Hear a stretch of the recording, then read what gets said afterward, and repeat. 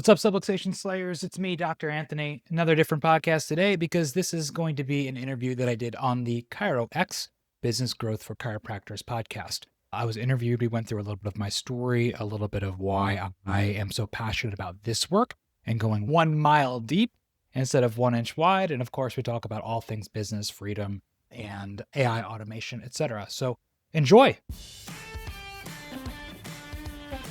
Attention chiropractors, slayers of subluxation, unleashers of the imprisoned impulse, and protectors of the developing brain. Welcome to the Cranial Doc Podcast, where we master the work that actually changes lives. Craniopathy, nervous system-based care, and the business systems that let you scale without selling your soul. I'm Dr. Anthony Pellegrino, pediatric chiropractor, certified craniopath, and proud automation geek. Let's dive in. And then all of our systems really just started to focus on not just the chiropractic care itself. Like, we don't sell chiropractic at all. We sell our specific way that we do things in order to get these amazing results.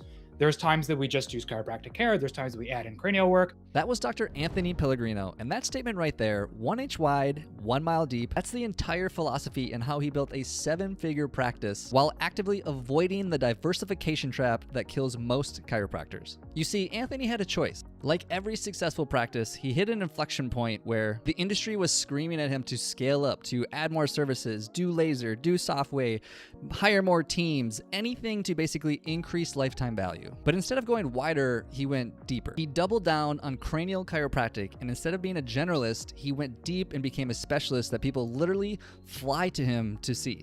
On today's episode, you're going to hear exactly how he did it. Here's what we break down. How he went from following a mentor's playbook that didn't work out to creating his own system. The moment he realized that diversification actually wasn't the answer, to go deep was the correct answer for him. How to build a team that is just as obsessed with mastery as you are. Why his marketing strategy is actually the opposite of what most of the agencies were telling him to do. And the real numbers why doing one thing exceptionally well beats doing 5 things mediocrely well. If you've ever felt the pressure to add services, expand your offerings, or to grow into a wellness center, this episode's for you. Let's dive in. Anthony Pellegrino, welcome to the show, my man. How we doing? Good. Thanks so much for having me. I'm excited. Yeah. You don't happen to be associated with San Pellegrino sparkling water in any way, shape, or form, do you?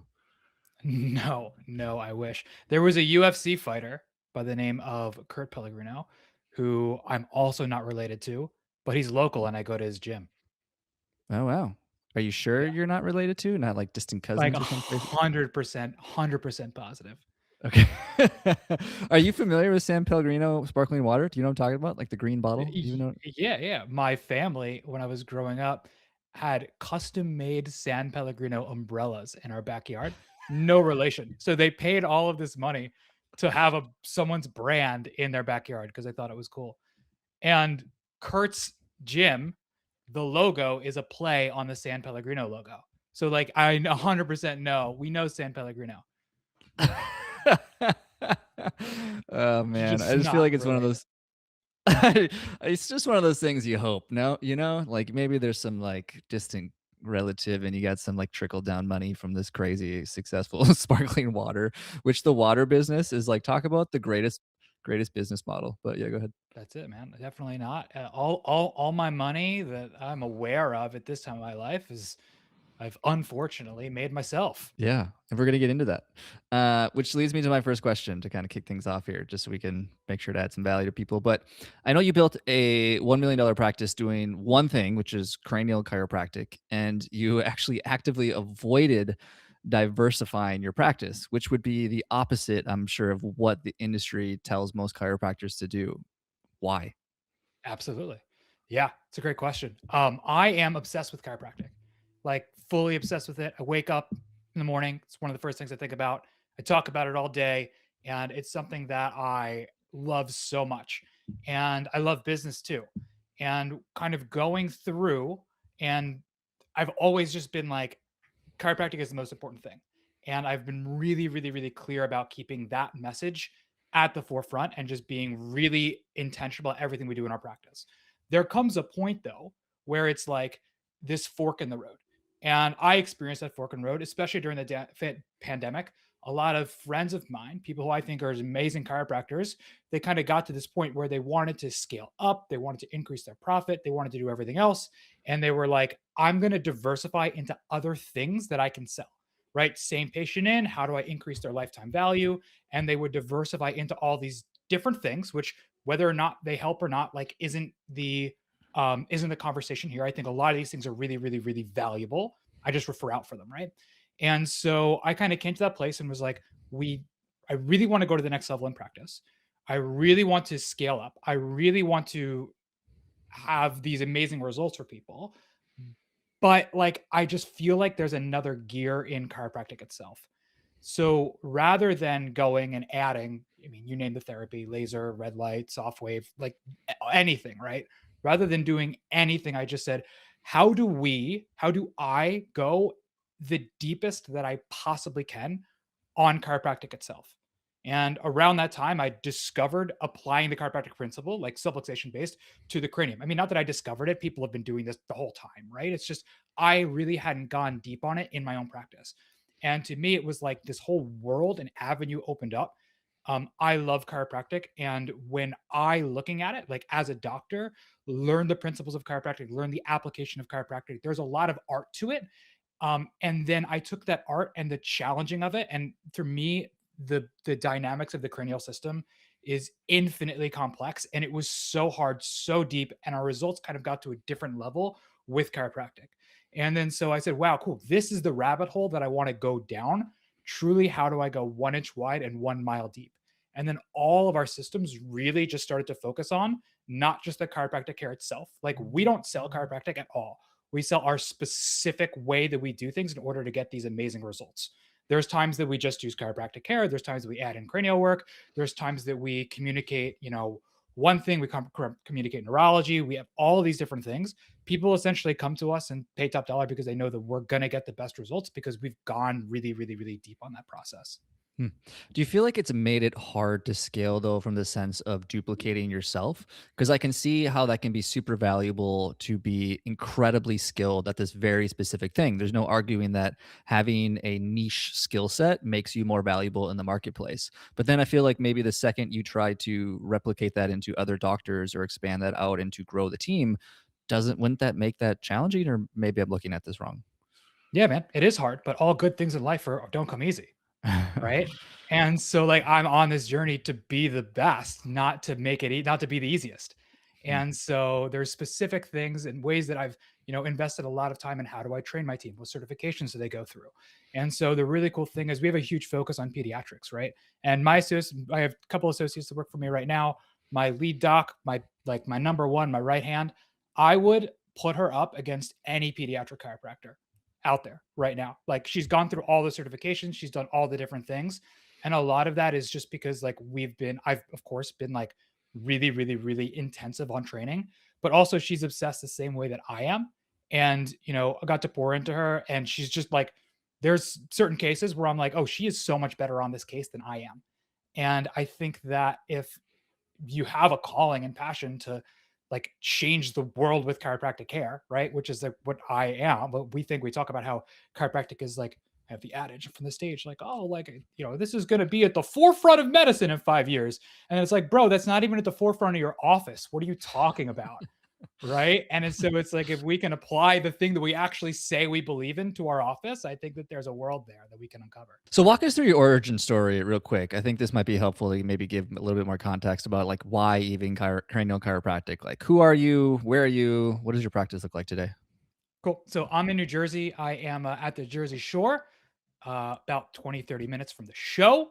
If you guys have ever seen that, most people can't believe that because they're like, where's your accent? I'm like, don't, this is really what we're like. Like you see the reality television version of it.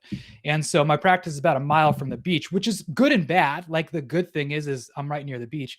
The bad is if you like look at your practice and you draw a radius around it, right? Like you can draw people for me, it's a 13-mile radius that I like to pull from. Okay. And 50% of that radius is in the Atlantic Ocean, which honestly does make things a little bit of a challenge, right? Luckily, New Jersey is the most densely populated state in the entire country, but that's more for the city based areas and not right from where I'm at. Anywho, that's where I'm located. And for the last 10 years, um, for me, pediatric care, specifically like neurodevelopmental care, like kids with ADHD and autism, has been like the absolute like obsession and focus. It's not the only thing that we see in our practice, but that is really like what I've been focused on. And every iteration, I can think like 4 or 5 different times in our practice, we've almost like reinvented to become like this next level. And in every iteration, I just knew like, listen, what we're doing right now, like, in the past, it's like we're getting the results, but the communication isn't working. We're getting the results, but like people care more about insurance than this. We're getting this, and then it's just like we're all these different things. And I just like knew that there was a recipe to be able to have an amazingly profitable, huge practice doing chiropractic care and not selling all of these other different things, and having people when they walk in be like, yo, like I have patients who go to the chiropractor across the street to get soft wave and red light and then come to us for the chiropractic care itself. Right. And so when they walk in, they know that they are paying top dollar for it, but receiving the absolute best chiropractic care that there is out there because we've been so clear on what it is that we do.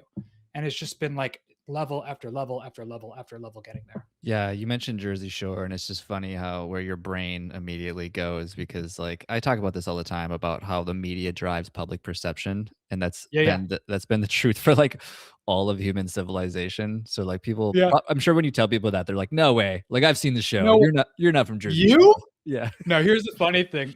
The doc I was telling you about, who's awesome. Her name's Dr. Allie. She is she's from New York, and she came down here to work with us.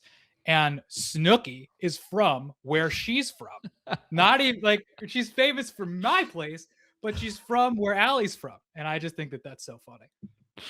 Yeah, they did a really good job recruiting the perfect people for that show. Just perfection. Just perfection. Man. Cool. So you mentioned a pivotal moment in your practice of when you were trying to copy a mentor's playbook and didn't quite go according to plan and it completely changed everything about how you decided to practice. Can you tell that story? Yeah, man. Make me go into this. That's cool. All right. So again, trying to reproduce things, figure things out ourselves. When I came out of school, I opened up my practice. I graduated in June. My practice opened November 23rd. So right after practice. And I had been working with and mentoring and like throughout school was just like obsessed with learning the business stuff, right? Like learning because I knew I wanted to do things. I also know like my personality, I do not want to be told what to do. Like ask my wife, it is a huge fault of mine. I don't want to be told what to do. So I needed to have my own practice. And the people that I was learning from had amazing, beautiful practices for what they were for them, right?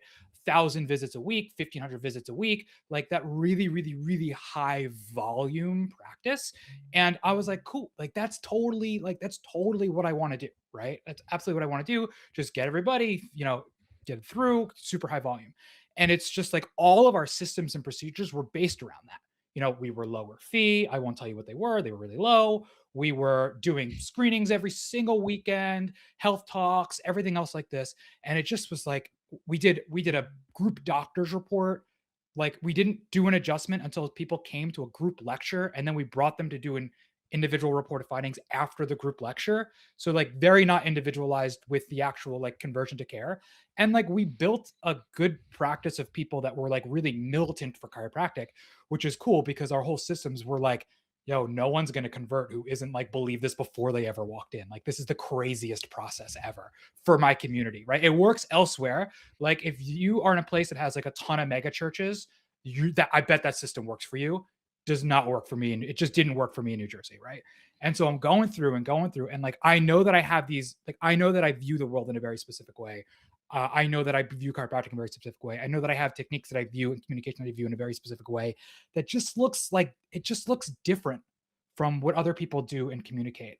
And like that's okay, but I was just kind of trying to be somebody else. And I remembered it was like we're just like, if we had a bunch of we were basically at this place where on paper we had a good practice, right? But what I knew is if we had a bunch of pay in fulls for like a year of care, which is now what I charge for like a month, but if we had a bunch of pay in fulls for like a year of care, um, we were good. But if we had a month, even if we had good conversions, but too many people paid monthly for care, like we were losing money. And it Mm. was just like this up and down and up and down. And it was just like we just had to increase the volume of new patients. And I'm like doing everything, right? And I'm just communicating with other people said to communicate. And I'm doing like these health talks all of the time, going all the way out. And I went to like another health talk. It was this big one. Like I was excited about it.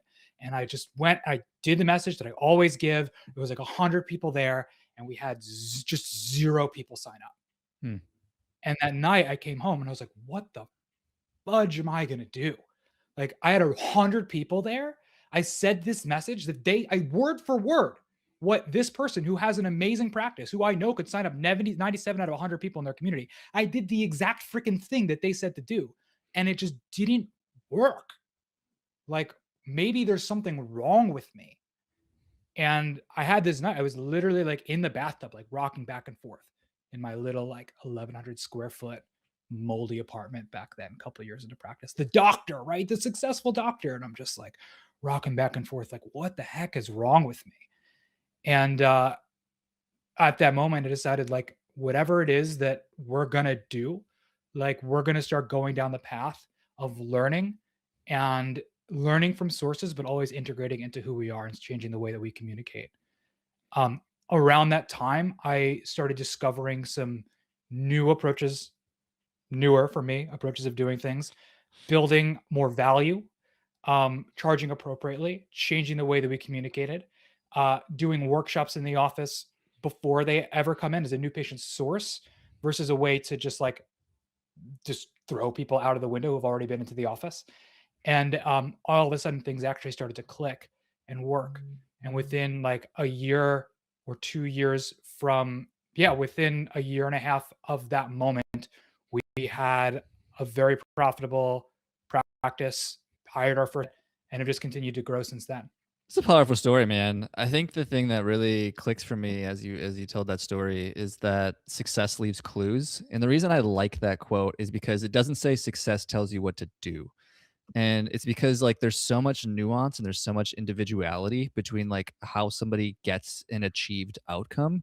Because like generally speaking, everybody has more or less the same goals, right? Like they want to be healthy, they want to have financial stability, they want to be safe, they want to be in a loving relationship. Like everybody wants the same things, but how you achieve those things, that's where it gets just like so complicated and so confusing. And like one of the things that I don't know if you follow Naval Ravikant, but he talks a lot about that, about how like nobody can tell you what to do. Like it's like that is what the value of the experience of doing anything is that you just have to walk that path and figure it out, because all advice is contextual. All advice is like, I'm going to Hmm. tell you what to do, but it's contextual to their circumstance and their situation with their community and their people, not specific to your contextual situation. So it's like, that's why I love that quote of like, success leaves clues. It's like, yeah, I can generally guide you in the right direction, but it's not the exact formula, generally speaking. Yeah, 100%, 100%.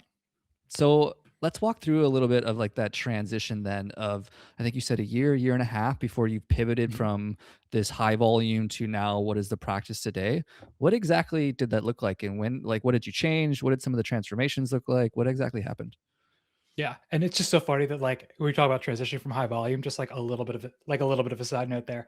Uh, I think a lot of people visit my practice and like, oh my god, you see so many people, like this is so high volume, and it's just like compared to what I'm used to, I'm like, yeah, we are chilling, like we are, like this is like we got to double this, right? And like, but comparably from other people coming to my practice, they're like, how do you give this good care to so many people? Like, there's no one here. What are you talking about? And so it's all just like, it's just like, what are you talking about? I took a poop today in the office. Like, granted, it was on break, but like I didn't run an hour over my adjusting schedule because so many people were there. So it's there's different perspectives there. So what did that transition look like? That was what you asked, right? Yep. So a couple different things that we changed specifically. And you want like, how about I just give you some like really close specifics? Is that cool if I like name different mentors and organizations that have just like brought it to the next level? Because I will just take you through every single step of what I've implemented and we'll just go from there. Yeah. I think it would be super helpful for the listeners to like understand how you were able to build this maybe non high volume practice that was still successful. Yeah, cool. So 2019, I had a podcast called the Chiropractic Research Breakdown, and Dr. Steve Tullius of the IFCO, I interviewed him because he wrote this really cool paper on subluxation, and I really enjoyed it. And we were just talking, and I like kind of liked listening to what he had to say, and I thought he was a pretty smart guy. And then I saw an ad from him like a couple months later, or just a post from a couple minutes later about his program called Waitlist Workshops. And so for me, it was like, okay, cool. What this is people are coming in to learn about a niche topic, specifically like gut brain connection or unraveling neurodevelopmental disorders, which are two of like my things. So people come in and they come into the office and they come in for a workshop. And then from there, we convert them like to care. Right. And so like, or not convert them to care. So we schedule new patients from the workshop itself, and they have a big chiropractic forward, philosophy forward, but also specific to the reason they're in the first place conversation.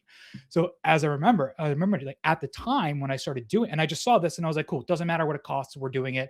This is step one solution. Like I know that this is the next step. And I was just, my wife's like, I'm not sure, but she's, I can see in your eyes that there's no. So like, let's do it. Right. So we started this program, and we ran with them for years and years and years before I just started doing the workshops in my office myself. Okay. And so love the program. If you're looking into it, it's great. So the problem is that I had these people coming in for an hour-long workshop specifically about like their niche, the thing they want help with. Right. And then they would schedule, we would do a day one, day two. And then if you remember, my process at the time was that they sit through a workshop that was 60 minutes before they ever get adjusted. And I was like, well, that's stupid. Like they've already gotten all this information. So like I need to be able to do a real report of findings for these people and not just like throw philosophy at them, see if they're super charged up, and then see if like the money makes sense for them. So at that point, I was like, okay, cool. So who's teaching day one, day two? A lot of my friends had transformed their practice by going to Elements of Closing with Dr. Glowacki. So I went there, and my wife and I, we went together. She's not a chiropractor. She was my office manager.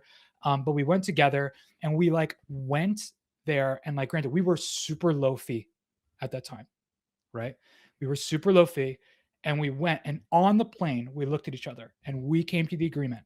I know everybody who goes here like changes their fees and like becomes like they charge more, and like that might work for them, but like this is we're gonna keep our fees the same, and like we're gonna learn this day one, day two, like we're gonna still be really cheap, right? And like that was a little conversation on the plane ride, and then like we're on the plane, we go for that weekend, transformative weekend, like can't recommend that program enough.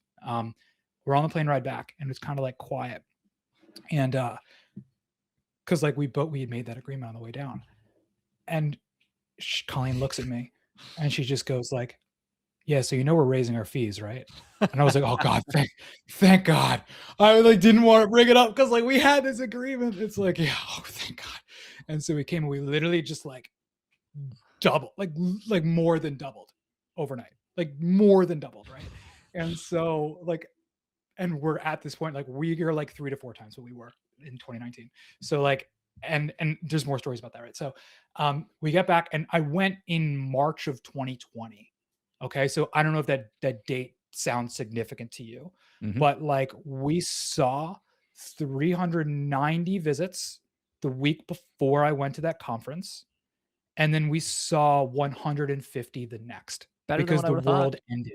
Yeah, Yeah, dude. Like, because like I told you, the people that were under care in our office were like, they only got through our report process because they were so bought in. Anybody who wasn't the perfect person was gone, because like it's so fun. So day one to day two stick rate, my stick rate for 5 years running my practice, from people coming to their consult and coming to the report of findings, because again, our report of findings was a group session, I had a 50% stick rate. Damn.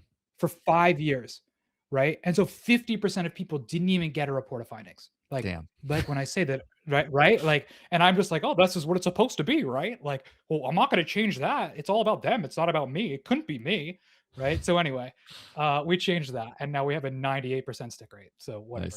Nice. And the only times when people like they come in and they were like, oh, I didn't realize you don't take insurance and I don't have money. I'm like, okay. Like that's the only people. And they just like, we don't even complete the consultation, because we're like, okay, like we can schedule for another time and that might be better. Like I'm not gonna, here's a referral for somebody that works with your insurance. That's fine. No worries. So, or like, here's a referral for the joint, whatever you want to do. It's fine. Doesn't matter to me. Like whatever. So yeah. So come back. What was I even talking about? All right. So we came back, we started doing the day one, day two. And it just was like, all right, so the world ended. Oh yeah, that's right. The world ended. And then we were like, what are we gonna do? We're like, well, I mean, there's no better time to like change our fees than right now. I think I might have lost your audio there. And it's like, so why don't we see what happens?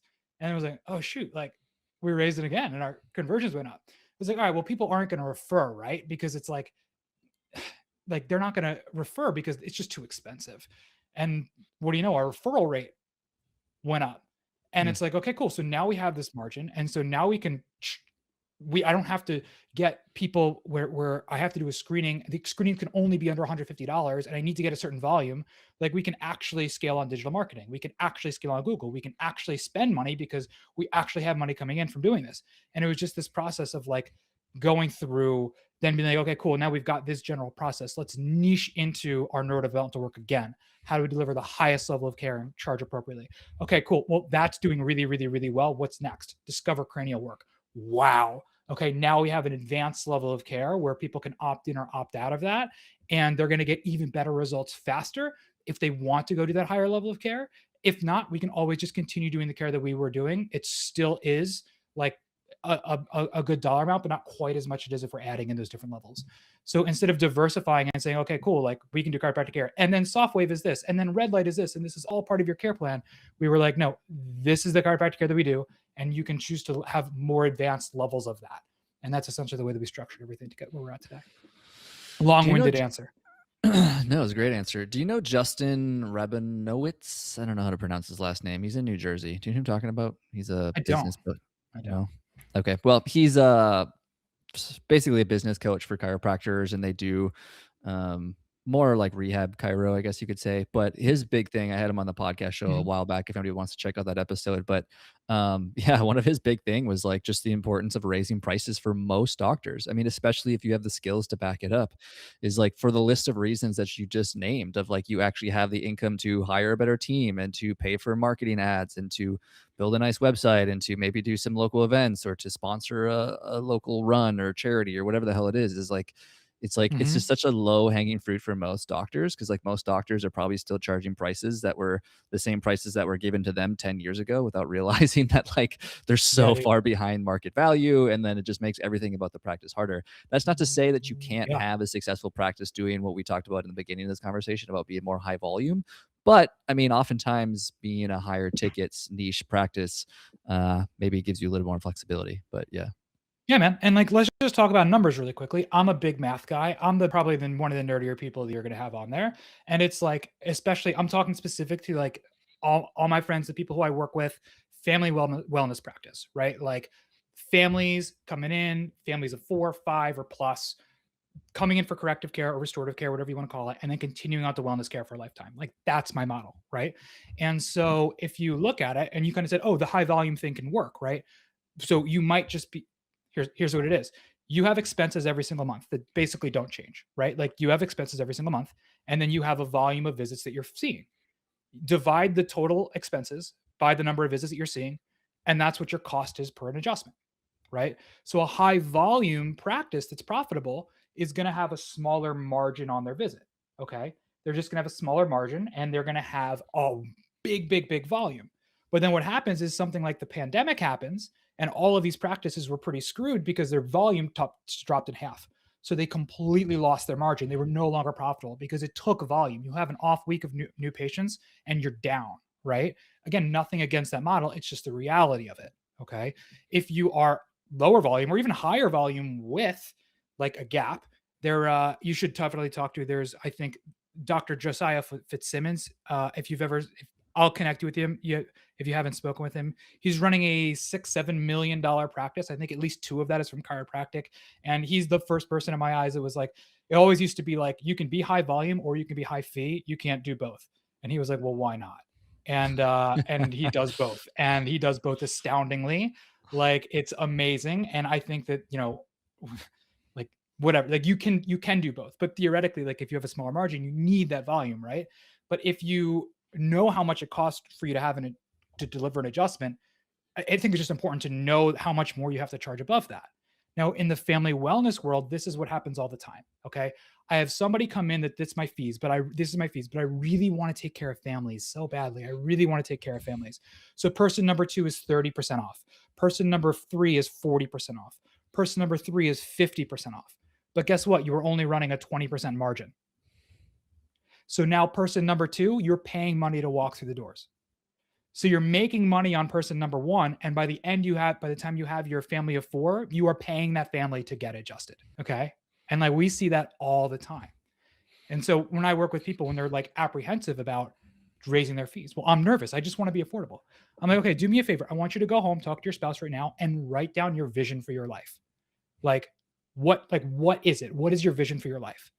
And eventually they'll come back and they'll be like, I want to go to office. I want my team to be taken care of. I want to take 4 weeks vacation a year. I want my kids to go to private school. I want to do this and I want to do that. Okay. And notice how nowhere in there did you say, I want to provide cheap chiropractic care. Like nowhere in there, like all of it was all these things for your life. And so do your numbers actually match the thing that you want to do? And if they don't, like that's fine, but don't pretend like you have to know that.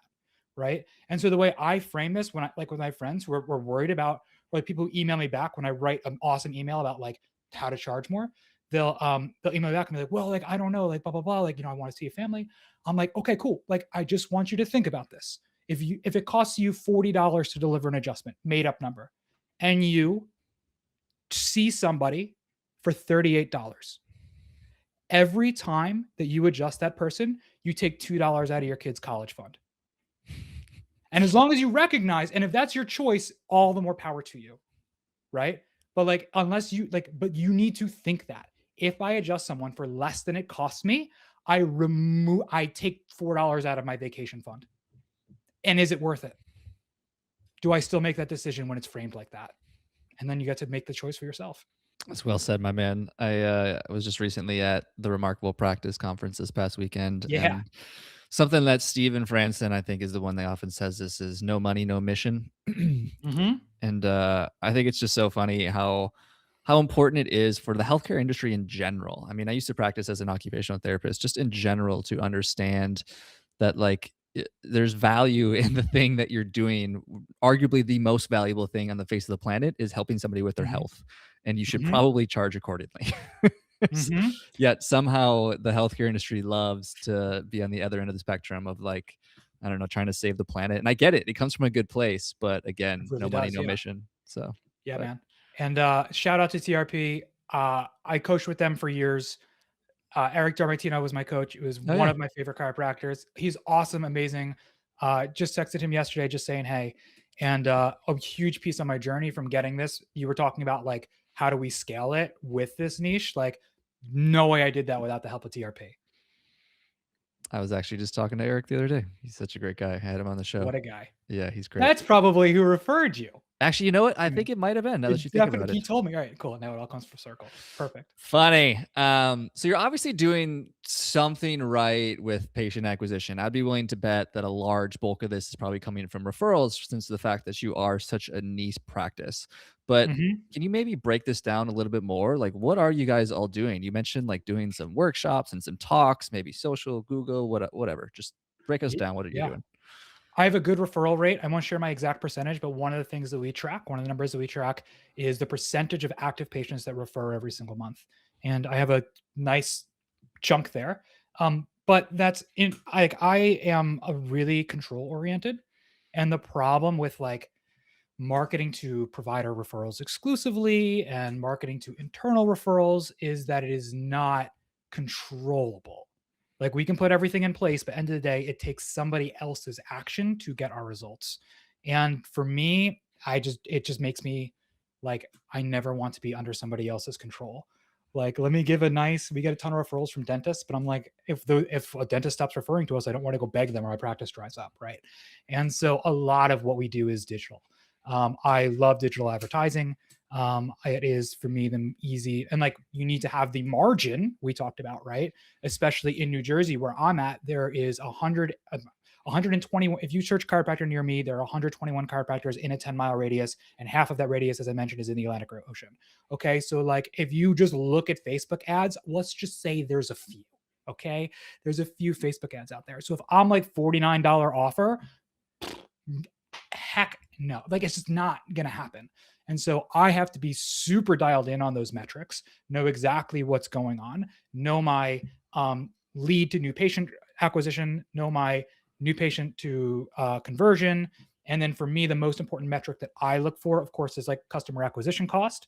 But what I will take, which is something I got from Hormozy, is all of my scaling metrics for digital advertising are based off of 30-day gross profit divided by customer acquisition cost, because that's for me, even if LTV is positive in a wellness practice. And I fight with people about this all the time. They're like, as long as LTV is positive, scale up. As long as LTV is positive, scale up. I'm like, yeah, but the average person who gets adjusted once in my office stays for 18 months. Hmm. Like that's my number, right? If you get adjusted once in my office, you on average will be 18 months. So if I'm calculating based off of LTV, if I don't have a massive long time lifetime value margin, then I might not see a positive number there until month 15, you know? And so it's like that's not a way to run a business and scale. And in fact, when we did things previously and we used that LTV number, we had all these new patients coming in, our gross profit, our gross collections were super high, but I like didn't have money left over. And so every number that everything we based off of is how much money on average do we collect per this acquisition source in 30 days from them getting adjusted? Okay. I need that to be 2 times or higher. Like that's my rule. If it's less than 2, I change it. If it's greater than 2, scale baby. Like let's go. Let's kick it, kick it, kick it. And that is my process for digital marketing. Of course, we created a flywheel there between Google and Meta and everything else there. But in terms of digital, that's it. Also run my own workshops that are largely at this point I have a list of like 10,000 people who have opted into ads and workshops like that over the last 10 years and been patients. And so we hit those workshops every single month to our list and then also advertise that to the community in mostly a retargeted audience of people who have maybe engaged with one of our organic videos, not necessarily ads, but organic videos, and then get them to come in. Right. So they've been following our office, they've been doing certain things, they just haven't taken the step to actually step foot into the office or a new patient evaluation. So cool. Why don't you come into the office? No pressure. Just come to a free workshop on the topic that you are interested in. And then they learn and get the value. And then they say yes to coming in. It's just like, you know, the I forgot who said it, but it's like it's just a process of always having something to invite them to, right? Like, let me take you on a date before I ask you to marry me. And sometimes that workshop is just the first date or I the love that. third date. I love that principle of always having something to invite people to. That's so good. It's actually one of the reasons that here in Austin, when I first moved here, I used to run these monthly local health business owner. It's still going on. I handed it off actually to another chiropractor that's still running the community. But it was one of the things where like whenever someone was like, "Hey, we should hang out," or like, "We should get coffee," I was like, "Oh yeah, I got an event. Like you should come." I always loved having like something in my back pocket to invite people to. And I think I mean, now that I'm thinking about it, I think that equally applies to a practice as well, right? With like the workshops or the events or like just things you're doing within the community is like, yeah, just having something to invite people to that's like low pressure, low hanging fruit that doesn't have to be so serious as like come in for a consultation. Like that's a lot to ask for people. But yeah. And in the wellness world, you can do moms groups that are meet once a month. You can do breastfeeding support groups. Like you can do postpartum, you can host all these different things in your office. And it's just like the hardest thing that somebody does is step foot through the threshold. So if they step foot through the threshold into your office, like, and this is what we used to do dinners with the doctor as well, where we go, we take them out to a restaurant, or they come in, and our conversion was super poor.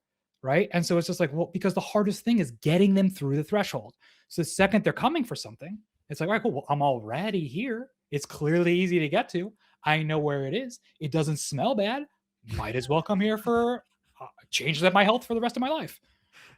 Doesn't smell bad. That's so No. cool. That's amazing. I bet you some of your competitors got smelly clinics. Let's just say, let's just put No, that I out will there. tell Let's start a you, like rumor. the old, like, you've seen like the old, like, you pull the blinds and they're like, and there's Yeah. like Yeah. water stains and stuff on it. Like, I'm so glad it doesn't exist so much in my area. I'm in a like, my area is a little like affluent little niche. But yeah, dude, like I'll walk by somebody's office. I'm like, people come here? Like, come on. I have a little pride. Can we nerd out on marketing for a second longer here? Of course. Yeah, because I know this is something I know you're on TikTok and Instagram, like you're doing all the things. I'm curious as to like which are these are having the best results, I guess you could say. And the reason I use the word results as opposed to like exact numbers is because like everything, there's nuance, right? Like you could be getting a ton of leads on, we'll say TikTok, but they're trash quality, or you could be getting Mhm. less leads versus doing a workshop or a Google ads or something, but they're higher quality. So I'm just curious as to like what is working the best for you, I guess, and has it evolved? I mean, it's like results. It kind of highest for me. Like I think Google search ads, people hate on it. They still work. right? They work. They still work with a really high, like if you're charging appropriately, you have a good process. Um, they work. The problem is that they're not as scalable because end of the day, not only so many people are searching in your keywords. So like I love Google ads and I love having patients come in from Google because they're great. It's like I just wish, I could go out there and make more people search for Google. Actually, the only thing that beats like my return, well, not the only thing that beats my return.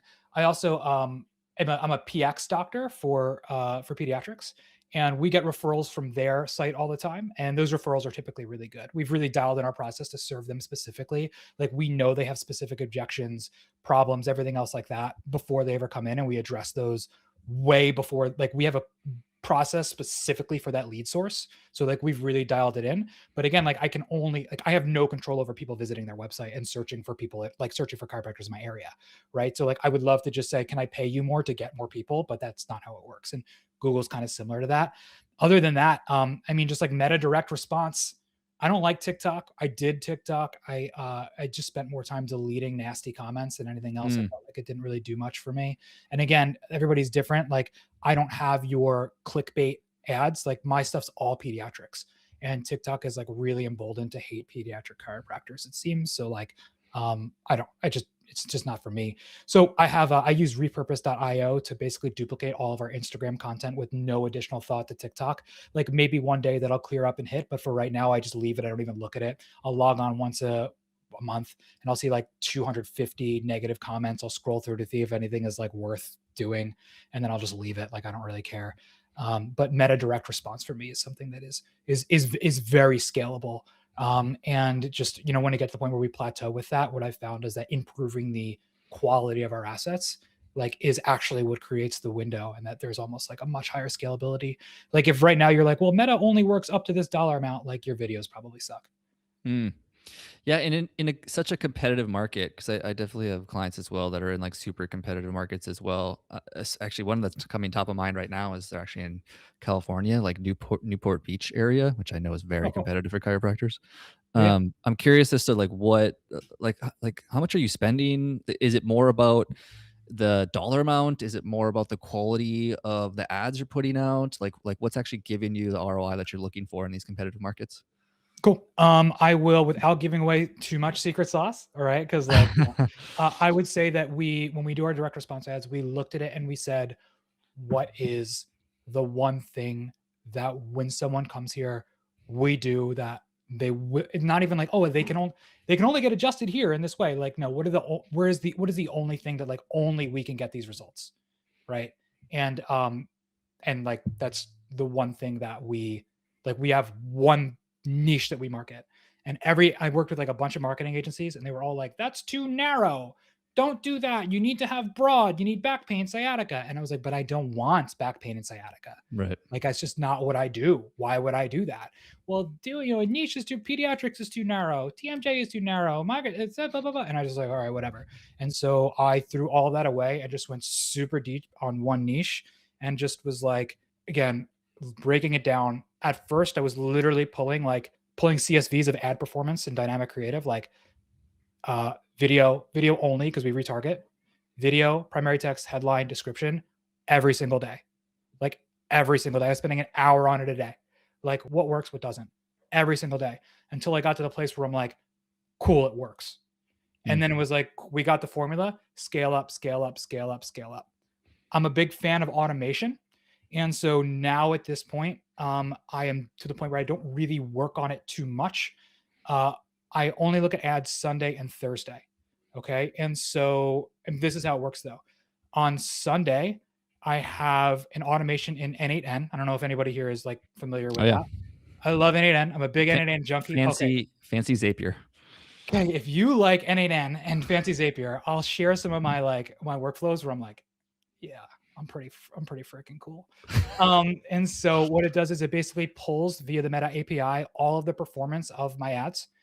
It also pulls all of our practice stats specific to that, like Meta, specific to our direct response, and then it populates all of that into a Claude API pull, and then basically analyzes all of our practice data, all of the individual assets, all of my ad performance campaign and ad group historically, and then gives me specific recommendations, scale up, scale down, where's the breakdown, what's going well, what specific assets do we keep, what specific assets do we watch, what specific assets if we kill, and then it also recommends new assets that need to be replaced. And so that all happens. I've also, through Claude and N8N, there's now like MCP access, so I can have it set up so I can literally just respond to Claude and be like, cool, can you raise the budget from $165 to $170? And it will actually do that in Meta without me ever getting into the Meta campaign. I know. I know. Yeah. You can see my. You can see. Yep. All right. So, well, like, since you like this, you have to have you have to have the N8N campaign set up to be able to do it. So, like, you just set up a webhook, and Claude, if you turn on MCP access, Claude can fire that webhook for you. Got it. Right. So, I mean, go in Claude. Claude, you can also import JSON to N8N. So, like, go to Claude, say, hey, I want you to be able to do this. Give me the JSON to import into N8N. And then you just click 2 buttons, connect your credentials, and it's good. So, like, it's no effort. I mean, you got to tweak it, but like, it's no effort. So that happens on Thursday. And then on Sunday. And then on Thursday, just my kill day. Looks at the assets. What are we doing? And then it just verifies, like, this is what I recommend that we kill. Is that cool with you? And I just say yes or no, and it automatically kills the assets. Okay, I have some work to do today. Okay, you want a better one? I got one more. Are you ready? Yeah. So, we've been running niche ads for the last like 6 months, right? And so I have lots and lots and lots of creatives. I keep 5 to 10 creatives running at all times. I'm typically killing 2 or 3 a week or more. So like we create a lot of content. Some of that content works, some of that doesn't. So every time I upload a new video, I have an N8N workflow where it will break down frame by frame what's going on. It will transcribe the video. It will have Claude analyze that transcription, append to a Google document exactly what is happening in that video. What is the hook? Who was on the screen? What are they doing? What are the scene transitions? How long was it? Everything else like that through a template. And then automatically once a week, it pulls my max, my lifetime results for each video asset from the Meta API, and then combines it with that document to find patterns of what works and what doesn't, and recommends 3 to 5 new specific assets for me every single week. Monday, I log into my computer, I look at that, boom, this is what's recommended. I shoot that off to my team, and they know what we're going to record on Thursday. So it's basically doing your creative for you based on the data that is like, this is good, this is bad. 100%. Fuck. Okay. Right? Isn't that cool? I'm really proud of that. Now, that I will tell you, that took me like 10 hours to set up, like to get it perfect. That is not like a small little thing. But like once it's going, it's so freaking cool. I'm like so pumped about it. And I have little things like that all the time. Like we use Trello as project management. So AI will automatically analyze all of the movement in my project management board. And on Monday, when I come into the office, I have an email with what everyone is working on, what they're doing, who's falling behind. And I don't ever have to log into the actual project management board itself. It also analyzes the movement for each individual team member that's on the board and shoots them a Slack with, this is what you did well, this is what needs to be done this week. And I don't ever have to touch it. Damn. It's so funny. I just had a call with Nikki Kodis, I believe is her name. She's one of the wealthy practitioner group or whatever. Oh, cool. And, yeah, I met her at Syntropy a couple months ago. Yeah, they're great. And yeah, I guess I would have assumed because they're very pediatric. I would have thought you would have been part of them. And Steph's practice is a mile from mine. Oh, no kidding. Oh, that's crazy. Okay. Yeah. Small world. But yeah, one of the things our kids are in the same, or they're not in the same class, but they're in the same grade at the same school. I love a good small town story. But yeah, one of the things she brought up was just like using ClickUp. And I've had a lot of docs on the show, and she was the first one where like we got deep into the rabbit hole of Click. So if anybody doesn't know, ClickUp is a project management system, but kind of like Trello. But like how much that can streamline a practice is unbelievable. And then adding the layer of what you're talking about of the N8N or Zapier or whatever the hell you want to use, man, talk about how much that can streamline a practice. Unbelievable. Bro, since you like this stuff, QA agent as well. So we have an SEO board. And so like, dude, I don't know anything about a website, but like, I know how to do shit in Claude and like have it tell me what to do. So, all right. So like give it all, put it all in the new task. They drag it to like needs approval when it's done. Right. And so when it gets dragged to needs approval, it shoots out on NAN to an AI agent that will analyze and go and actually go through and verify that all of the change was made appropriately. Mm. And then it will add in any comments of like what worked or what didn't. Did it pass? Did it fail? And then it will either move it to needs revision or task complete. Dude, at what point are you? I'm assuming, are you using Claude or Claude Cowork? I use I pay a lot of money for Claude. I use both. Okay. And code, cowork, Claude, chat. And then I have pretty broken down like what I use each of them for. Okay.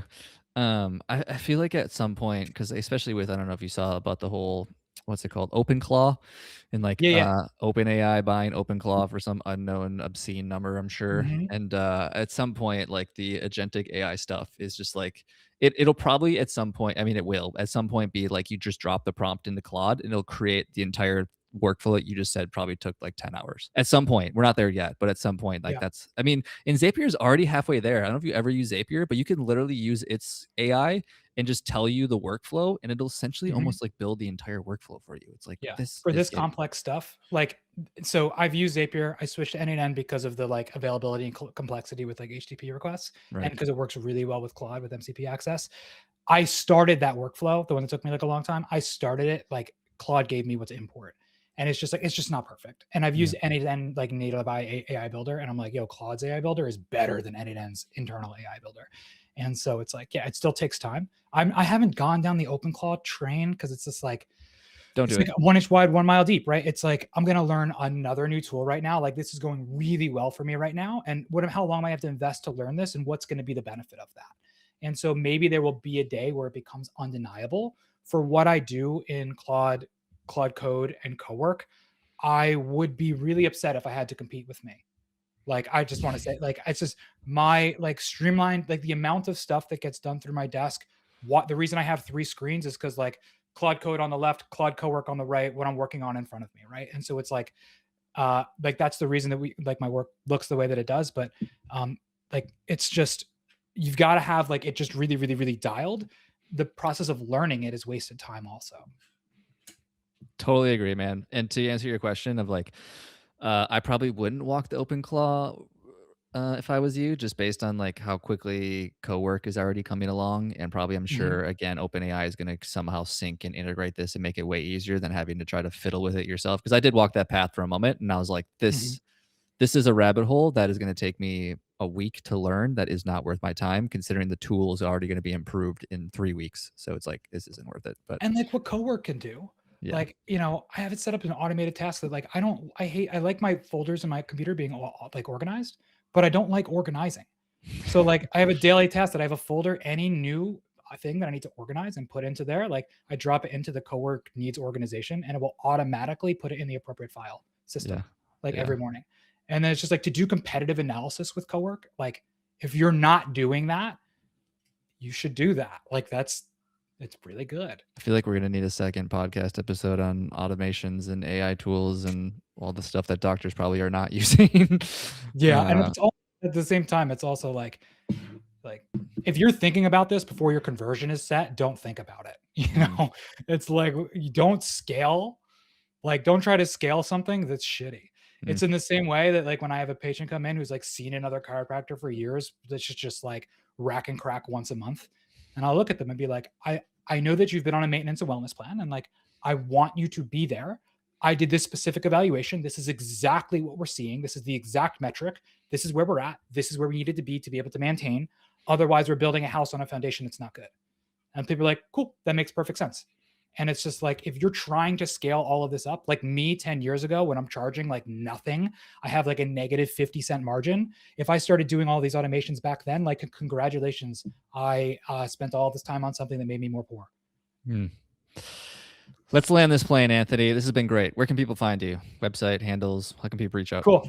If you thought at all any of this was like a nerdy thing you want in your inbox, uh, visit me at thecranialdoc.com. I got a twice a week email series that goes out with all of these types of topics. And then if you were like, I don't like to read, I like to listen, and my fast-paced New Jersey talk wasn't too much for you, podcast of the same name, The Cranial Doc, nice and easy. Or on Instagram, which is mostly reels of the podcast and the occasional kid doing something funny. It's at, you guessed it, The Cranial Doc. And if anybody wanted to dive deeper into the cranial training stuff, do you have anything for that as well? Not yet, but get on the email list. I got a bunch of good stuff out there, and then you'll get it when it's there. Awesome. Cool. Thanks for doing this, man. Thank you for listening to another episode of the Cranial Doc Podcast. I hope you got a ton of value out of today's episode. And if you did, it would mean the world to me if you jumped over to iTunes or your favorite podcast player of choice and subscribed, rated, reviewed, and shared this episode with a friend that you know could benefit. We have a ton of this information and more in our free email series at thecranialdoc.com. So go ahead and jump on there, subscribe, and get me raw, unfiltered in your inbox every week, changing your practice. Can't wait to see you for the next episode.